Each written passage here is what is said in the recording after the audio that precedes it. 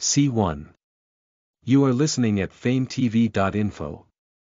West Mo Country, Prince Han Mansion. The lanterns were beginning to light up. Inside the parlor, the luminous pearls shone brilliantly. The decorations here and there were beautiful beyond compare. The boorish man drank his wine in big gulps as he laughed heartily. In the hands of the muse, the muslin vines danced in a dreamy pattern. The wine was mellow and fragrant, and the food was alluring. The scenery was ethereal. Behind the beaded curtain above the parlor, leaning against a man dressed extravagantly. Compared to the lively atmosphere in the parlor, this place was like an icehouse, causing people to feel cold all over. His body was filled with a cold-killing intent. The servant girl stood far away, took the food but did not dare to come closer. She could only look at Lien Qingji for help. "Lord, eat something." Lien Qingji lowered his head, respectfully handing over the food on the tray. That Shi Mohan swept the tray away, and then grabbed her lower jaw with his hands. With sinister phoenix eyes, he said, "Who allowed you to come? What does it have to do with you if I don't eat? Do you think you've lived too long, or," his voice paused as an evil smile appeared on his lips, "you like me?" Shi Mohan's voice was low and ambiguous, and when the warm breath sprayed onto Lien Qingji's face, her face instantly flushed red. Behind the quiet bead curtain, her face was blushing. That Shi Mohan sneered, and with just a raise of her hand, she was pushed onto the table. Her breath quickened and some panic appeared in her eyes. "Lord," cold sweat trickled down from Lien Qingji's forehead. She did not resist. She knew that he was in an extremely bad mood, because the previous emperor had suddenly passed away. She did not expect that the new emperor would actually be a prince who was pampered. And today, the new emperor had married the world-famous #1 beauty, the daughter of the left premier, Lu Susu. Lien Qingji remembered that when Lord taught her to draw her bow, there was a pendant around her neck. The owner of that little figure was Lu Susu, right? Lien Qingji's heart stung. She wanted to escape, but Shi Mohan held tightly to the hair at the back of her head, allowing her to look straight at him.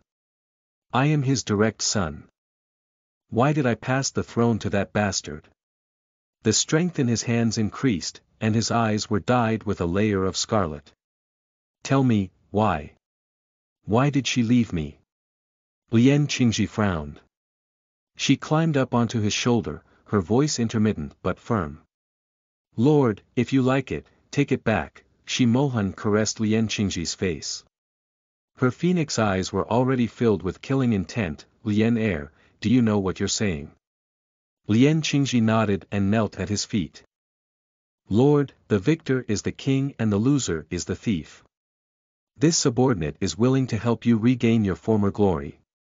Lien Qingji walked out of the flower hall while covering his tattered clothes. At that moment, she really thought that Shi Mohan would kill her. She stayed by Shi Mohan's side.